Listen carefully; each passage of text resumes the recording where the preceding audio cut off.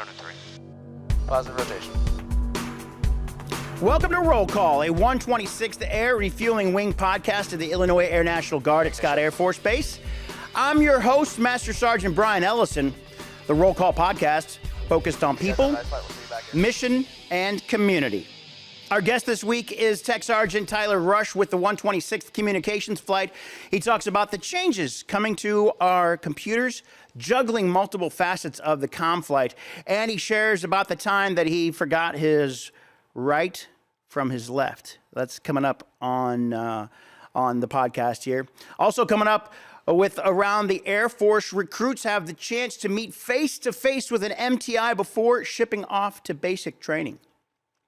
The Department of Psychological Health presents The Influence of Leadership, the keys to becoming a better leader, presented by Lynn Clapp, Sunday, November 5th at 1300 in Building 5029. He's a psychologist and an educator with 35 years of experience in individual and group development.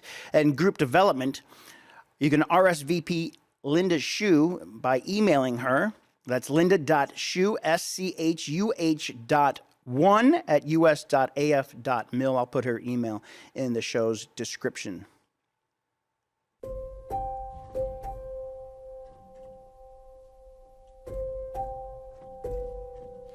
Some things are part of human nature. We just do them. These behaviors are our everyday way of living. Children learn them just by watching us. Because when you stop to think about what's really important, protecting each other is in our nature.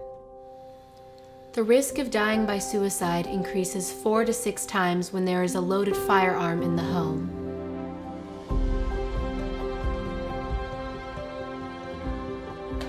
This risk increases for everyone in your home. Always lock up firearms and medications. Make safety second nature, so everyone in your home can thrive.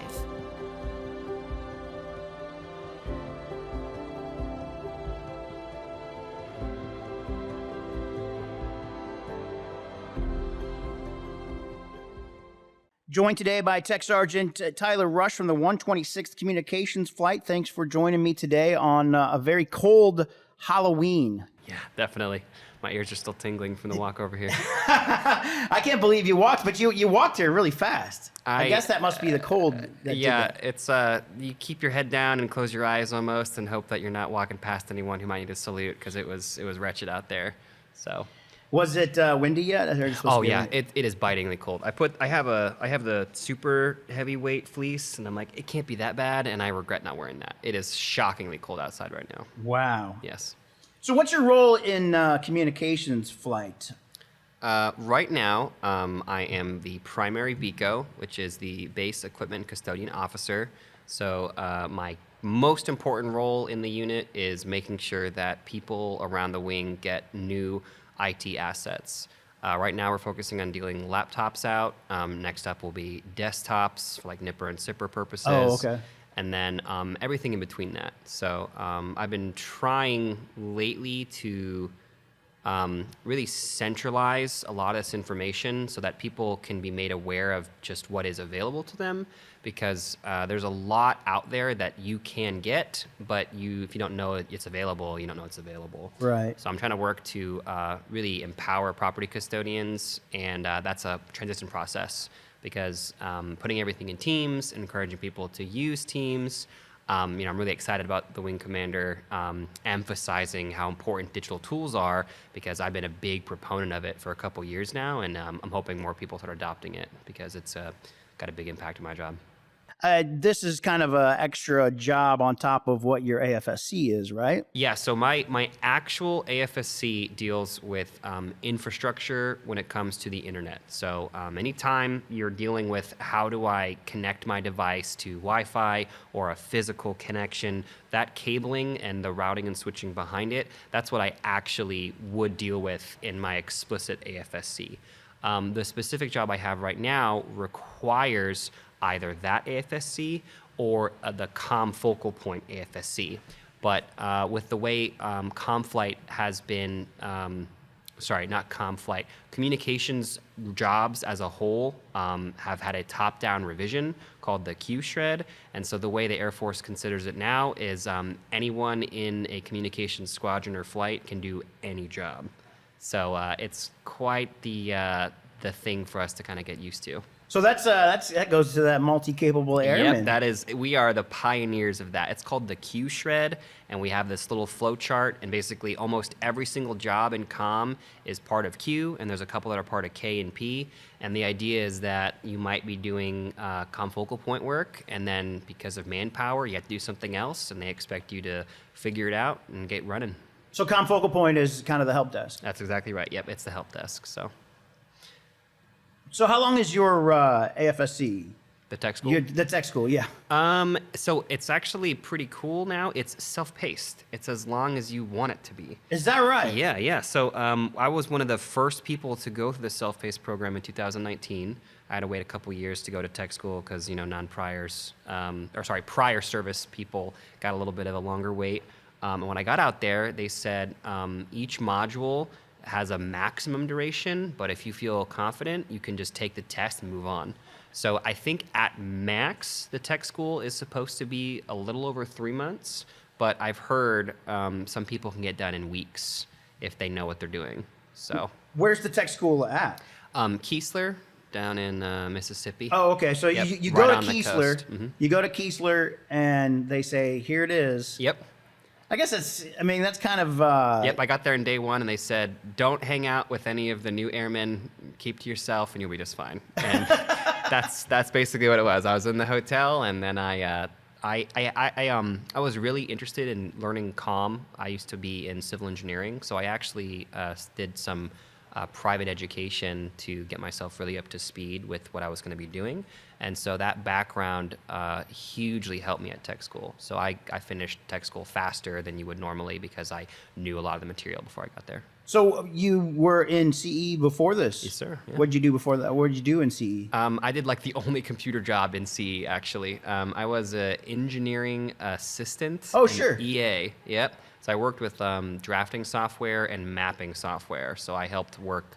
I didn't do anything as technical as a literal blueprint, but when it came to mocking up drawings, basic designs, and doing survey work, that's what I did. So most people instantly can think of like that person on the side of a highway on the tripod or holding the little pole and doing Right. some work.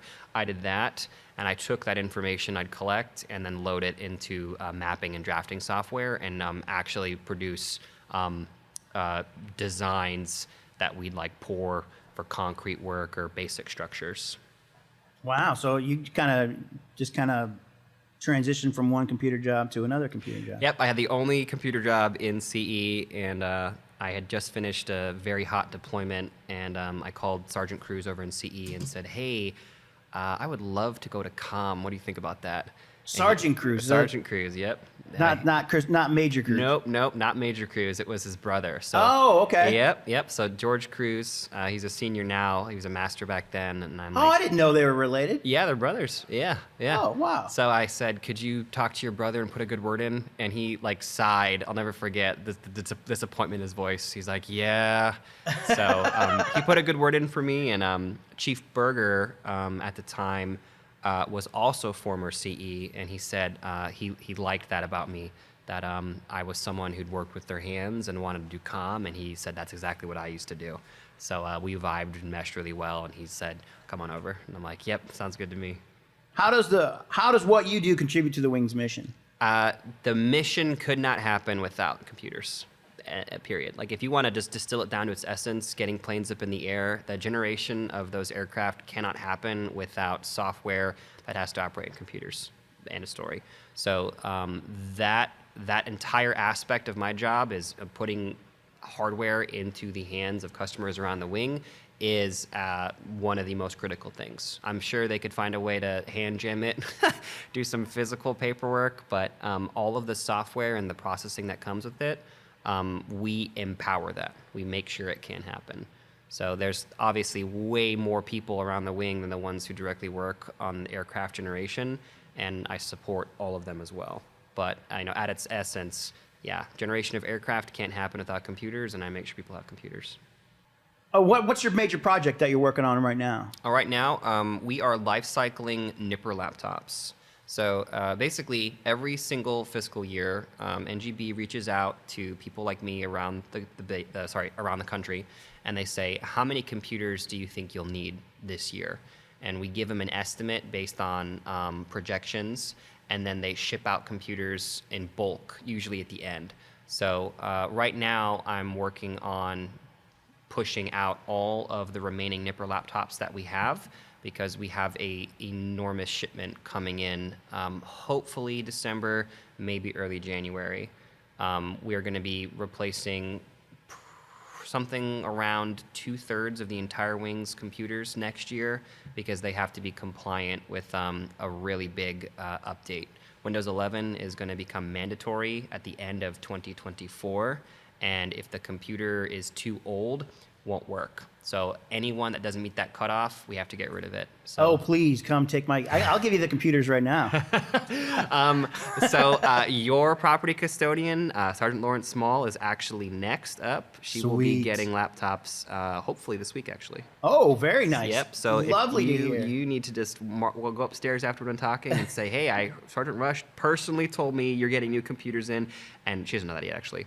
So it'll probably be a surprise to her. But yeah, we're giving. There's plenty to go around. It just it's not possible to give one account a ton due to how many we can make at once. Right. So I try to do it in like a wave, and most of the wing has received their first batch, and the second batch will be coming after that. You know, not only are you the BECO, the equipment custodian, but you do UDM, UTM. You're the facility manager, and a big thing is you're the I run the morale fund. Yep. you the snack run bar. the snack Yep. bar at 5010, which is great because you guys have Red Bull. Yep. I every time someone comes full time out to the building, I always ask them what's something you want to see in the snack bar, and so a lot of what our building has are actual requests from people. And then I'm pretty meticulous, so if something doesn't sell, I don't buy it. So I tend to buy things that sell, but yeah, our building gets a lot of use. The MPF, we have lots of people coming through, so the snack bar is constantly being tapped, and you know, I bring a tiny bit of joy to people when they get like a Monster or a Gatorade or even a snack. So Yeah. Well, how do you juggle all that? UTM, UDM, the facility manager. How do you juggle that? I think a lot of people want to know. I'm very fortunate to work with some very competent people. Tech Sergeant Hudson and Master Sergeant Pruitt have been co-UTM and co-UDM, so it is not all me. Sergeant Pruitt is excellent at keeping notes and attending meetings with me, as is Sergeant Hudson. So I've actually taken a much more active role as UDM because I'm part of the next mobilization. I'm going out the door next year. So obviously getting all the T's crossed and I's dotted is really important when you're one of the people directly affected by it. So I've learned a lot about the process as being a UDM in the last 4 to 5 months. And I'm really trying to make sure that we're using stuff like Teams so that all of our requirements are in a central place for people. As far as how to juggle it, you know, sometimes the nature of the beast is that the things that are most important get the most attention, and some things might languish. But generally, it's getting easier to kind of leverage a lot of these collaboration tools. So I can't stress enough to anyone listening, if you haven't started using Microsoft Teams and the Microsoft suite of products in Teams, like Excel and Word, it is so useful for saving time. So it becomes easier to juggle things when they don't demand as much attention, because it's helpful and people can look at the same stuff as you and work on it. Yeah, I'm getting more familiar with Teams, and we're using it a lot more. Mm-hmm. My problem is we have too many channels. We don't know where everything's at. Yeah, so that's the tough part. Is as with anything, it's kind of like in the episode of The Office where Michael Scott sends every single email as super ultra important, because if he doesn't tag them like that, people won't open them. It's always possible to have too much information, so you do have to kind of have a good idea of what is or is not that important. But once you have a good, I guess, process for establishing this is what people need to know, what they need to have access to, that can kind of help streamline the process. There's going to be some growing pains for most people, because I think I've heard personally from senior people around the wing that to them Teams is just kind of like instant messaging. A lot of the more powerful tools, they're like, I don't need that. I have emails. So it's going to be a learning process for a lot of people. It is helpful. That instant messenger part is helpful if you just need to reach out to somebody fast. Yeah. That's a tough call though, because you can see if people have seen your message, and so I think for a lot of people the expectation might be that they need to get an immediate response. So it's always like a tricky political thing. It's like, do I pressure them? Do I follow up? How long can I wait knowing they've seen my message? So that's always a little interesting thing. That is a good point, because I'm that way with text. Come on, man, I texted you. Why aren't you answering me back? Yeah, I guess patience is a virtue, even when someone's only one message away. So, I mean, you're UTM, facility manager, and whatnot. How do you stay? And then you got your cyber field where you're kind of a multi-capable airman. Mm-hmm. How do you stay up on everything in the communication cyber field? So I think this is where the Guard is so uniquely positioned. When I work with people who private sector bring a wealth of experience to drill and can talk about what their fields are going through, what they're seeing, what their jobs, I have people that work at Microsoft, people that work at Google, cybersecurity firms. When they tell you what is actually happening at the cutting edge of their fields, you get the idea of what will be happening to the Guard in a few years. Obviously, we're not quite as fast as them, but we get kind of a glimpse into what's coming down. And that, I think, is so huge. It's the passion. There's a lot out there, and it takes a very keen mind to filter it, and then a very keen mind to be able to articulate it. So when you ask how do you stay ahead of it, I'm grateful that I work with people who are so knowledgeable and they can break down very technical, very complex topics into presentations that are simple and easy to understand. One thing Comm Flight does every drill is we usually make time to have about a 30-minute presentation on Sundays where we assemble everybody, and we'll have a SME in their field kind of talk about what they work and do on a daily basis in their civilian life, just so everyone else can kind of catch up and really get a glimpse into how things can be done elsewhere. And so, especially when you're dealing with stuff like ChatGPT and all these other machine learning tools, there's so much out there. Sometimes the only way to stay on top of it is just recognizing you can't stay on top of it, and you just have to be open-minded, which kind of ties back into the whole multi-capable airman thing, is that you might not be able to know everything, but sometimes it's most important to just know your one specific thing as well as possible. So I guess it's a little bit of both. What are you seeing coming down the pipeline? I guess AI is probably the big thing, right? Yeah, I believe there is probably a race right now for an enterprise solution to help desk. I think you're going to see something like an assistant on your desktop where you can just type your issue in and it will feed you a response based on millions, billions of queries worth of data and assist you immediately. So if you're having some kind of basic tech support need, you can ask the assistant hey, I can't get this to work, or hey, how can you help me with this? And the computer can, I wouldn't say necessarily fix it, but it could give you a step-by-step breakout of what to do. So for those who might not be aware, ChatGPT is a machine learning tool that it's called an LLM, a large language model, and it bases its responses on lots and lots and lots of data. And so LLMs are being leveraged to provide insights because humans aren't really good at breaking down lots and lots of data.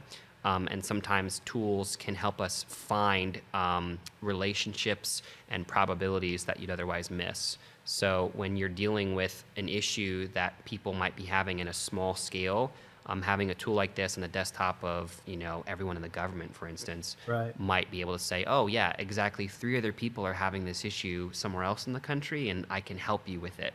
And that's something that would never be possible before, but you're potentially looking at now. I could just talk your ear off about what that stuff represents and its potential, but I think that's probably the goal. Something like you have your phone, you can say, okay, Google, or hey, Alexa. Right. It'll be on your desktop. It'll be like a chat bot, basically, and you'll be able to ask it questions, and it can help you. Because really, we've been using AI with Hey Siri and Google and stuff like that before. Those are exactly right. Those are large language models, and they listen to you. They can feed your. It's both more simple and more complex, but their ease of use is what's important. The fact that anyone, even a child, can use that kind of tool. That, I think, is what's going to be such a driving force for machine learning and AI. Is it's easy. It can help people, no matter what your domain is. For programming, something that was previously really inaccessible and extremely complicated, ChatGPT can help you write lines of code. You're kidding. No, it's incredible. If you never checked it out, you got to take a peek sometime and say, hey, can you show me how to write hello world? Or, hey, can you make a program that has this color window and it's this size with these buttons? Your request can be very, very basic or very, very, very intricate, and usually ChatGPT can pull through and give you a solution. And that's just the tip of the iceberg. I mean, people are using it to make art. They're using it to do all kinds of things. So I'm hoping that, as with teams, the more people see these tools in action and realize the potential they have, the more people want to use them, and that only drives even more demand. So. And to go back to the focal point, that probably saves you guys some times when I say I can't print. Yep. So right, yeah, that's exactly right. My printer's not working. What yep. do I do? It's you asked me how do I stay on top of a burgeoning cyber field. I mean, a lot of people don't have time in their own job to learn, comm jobs, right? It's not your job to, even if we laugh and say something really simple like I can't print, not everything is so simple. Some of the stuff is complicated. So being able to put information into your hands that can help you troubleshoot could be a huge time saver. But I'm just worried inevitably someone will be like, speak to a person. Speak to a person. They won't want to talk to the chat bot. They want the real person on the phone. Yes. But I have to admit, I use ChatGPT to come up with questions for the podcast. I don't always use them, but it just gives me a good a starting point. A starting point. Yeah, that's exactly what it should be. Yeah. It's not going to replace innate human creativity. It helps, though. It's a tool like anything else. Yeah, it's just it's a kind of a fire starter for me. It just kind of get the juices flowing. Go, okay. That's awesome. Yeah, so features like Microsoft's version of ChatGPT, it's called Copilot, and they actually have Copilot integration into Outlook, and it's coming to Teams soon. So if you are comfortable using ChatGPT, I haven't seen the full scope of what Outlook offers, but that same kind of tool set is going to be available to anyone all the time. So even if you're not familiar enough with it's called prompt engineering, like asking ChatGPT questions, they're making this very accessible. So what inspired you to join the Air National Guard and the 126th? I had a friend who was a mechanic over in maintenance back in 2009. It was very long time ago, and the Guard was pretty awesome. He had a kicker, a nice sign-on bonus. He liked his work. He didn't think it was that demanding, and I was kind of, I wouldn't say aimless, but aimless probably is the best way of describing it. I knew what I kind of wanted to do in life, but then I also didn't, and my parents weren't too involved in pushing me any one way, so it was kind of every single day I'm just doing what I wanted, and that's not always the best thing. So it seemed like a challenge, and it seemed like the benefits were definitely there and tangible, and I thought I could use that in my life. So my friend's like, yeah, let's sign up. And this was back when there was a sign-on bonus if you referred someone. Oh, nice. So he got a bonus for referring me, and I turned into a quite different person because of it. So how long have you been in? I enlisted November 11th, 2009. So I think this Veterans is... Day, nice. Yeah, this is 14 years? Yeah, 14. Yeah, 14, right? Well, I'm on the last 6 for the Guard 20. Yep. All right. And what made you want to go full time? So I was working at Lambert Airport doing CAD work for them in their area, and I didn't like commuting all the way over to St. Louis, and they told me if I worked for the city government for more than a year, I had to live in the city limits. And I was so surprised by that. And I'm like, I'm doing this work here. And I went on a deployment, and that was very conveniently timed because I could resign from the airport. And I'm like, I don't think I want to go back and do that work anymore. So I spoke with Sergeant Cruz, asked about going to Comm, and Chief Berger from out the gate was trying to get me out there. He's like, we'll put you on orders, we'll give you days, we'll start training you. He saw something in me, and he really thought I'd be a valuable asset to the flight. So he was the one who really pushed to get me working full time, and I did a temp tech for almost a year, and then the plans job was available, and that's what I began doing after I finished tech school. So Chief Berger, I gotta credit him a lot with that. What are some of your favorite memories so far in your career? So I've told the story to a couple people. I forgot what hand to salute with once. It's funny now. It was not funny at the time. It was a cold winter day, and it was snowing really hard, and I was like months out of tech school. So this was back in 2010. And I was walking over here, actually, the headquarters, and I could barely see because it was actually snowing. And an individual in a flight suit and jacket came out of headquarters, and I couldn't quite tell if they were an officer. And they were walking towards me. I'm walking towards them, and I'm like looking, and I can't see if their hat has the rank on it, and I can't see if their jacket says anything. And then I'm realizing if they are an officer, I have to salute them, and like seconds are ticking down, and it's getting down to the moment. I'm like, oh man, they are an officer. I could see it. And I malfunctioned right then and there and forgot what hand to salute with. And I will never forget how terribly awkward it was when the person yelled at me to stop and demanded to know what was wrong with me. Oh, They're like, no. They don't teach airmen to salute officers these days. And then he goes, let alone your vice wing commander. Oh, no. And he just starts yelling at me, and I feel so stupid. And I'm looking at my hands, and I'm like, when he's done yelling at me, he's going to expect a salute, and I still can't remember what hand to salute with. And he said, who's your boss? And I was terrified, and I named the chief of CE. I didn't even name my boss. I named it was Chief Hackworth at the time. And he goes, Chief Hackworth, I'm a friend of his. I'll be talking to him about this real soon. Oh, no. And then he looked at me, and I'm thinking, I'm getting flushed just thinking about how terrible this was. He looks at me, and he's like, and I'm thinking, he wants me to salute, and I could not remember. And he just sighed and walked away, and I didn't have to salute him, and I was terrified. And I went to my boss immediately. I forgot what hand to salute with, and I got in a lot of trouble for that one. Oh, yeah, man. I forgot hand to salute with when I was a young airman 13 years ago. Wow, that is a memory. Yeah, that's my favorite like single memory. I have to say that I've had two particularly outstanding TDYs. With CE, I got to go to Israel for a month. We were doing work with the IDF and the Navy. So the Israeli Defense Force every summer would use these tents for training, and they would tear them up and tear them down, and it cost them like millions of dollars. And so the Navy was out there constructing permanent shelter for them to use, and our unit, our CE unit, was tasked with assisting. And so we got out there, did a couple weeks of work, and they said, who wants to stay longer? And I'm like, I'll do this. This is great. Yeah. So I got to tour Israel, go to Jerusalem, see a lot of sights, excellent food. That was a really remarkable experience. And with Comm, I got to go to Japan, and I still think about that TDY. It was great. Then Major Lubeck was in charge of that one. She was super gung-ho, and we went to Alaska, and I wish I could stay there because that was beautiful. But I'm so grateful for how much of the world I've gotten to see with our unit. And I tell a lot of people about where I've been, and that would not have been possible if I had not been here. So, Did you go to college?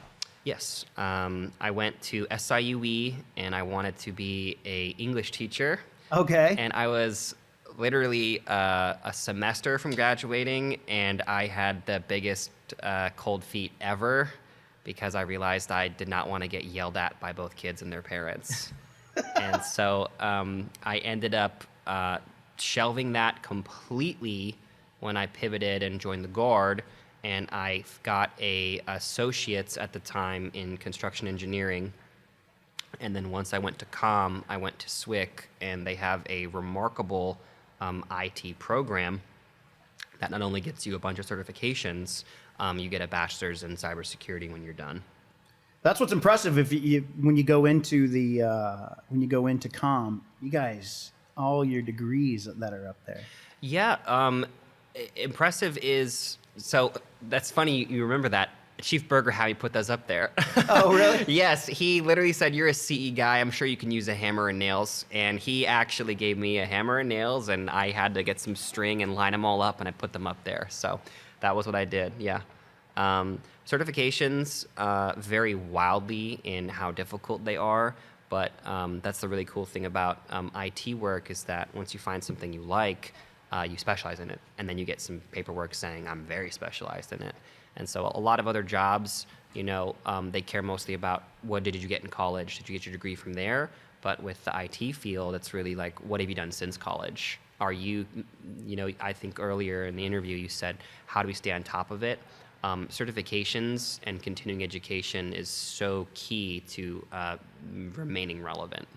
So, What's one thing you want people to know about Comm Flight? Most of the time, it's not our fault. We deal with so many different organizations that are responsible for maintaining the network and maintaining software on computers that we are just at the mercy of them as people feel at the mercy of us. So right now, a really big thing is people have been talking about computers are feeling kind of slow. There is antivirus software on your computer, which has no mercy for you, and it will, if your computer is available, it will absolutely take every last bit of power it's got. And so even my computer runs slow, and I have one of the brand new ones. So I want anyone listening to know it's probably not our fault, but if it is, I'm sorry. So. All right, thank you for joining us. Anything else you want to add that I missed out on? I did not even know there was a podcast. So Sergeant Pruitt, actually, before I left, said he loved listening to this, and I was shocked. I'm like, I didn't even know the Wing had a podcast. So this is a great little setup, and it was really fun doing this. And I guess I'm going to have to do my part and put the word out now because, one, I want people to listen, and two, I probably learn a lot from hearing other people's interviews. So, yeah, thanks for inviting me out here. Thank you. That is Tech Sergeant Tyler Rush from the 126th Communications Flight.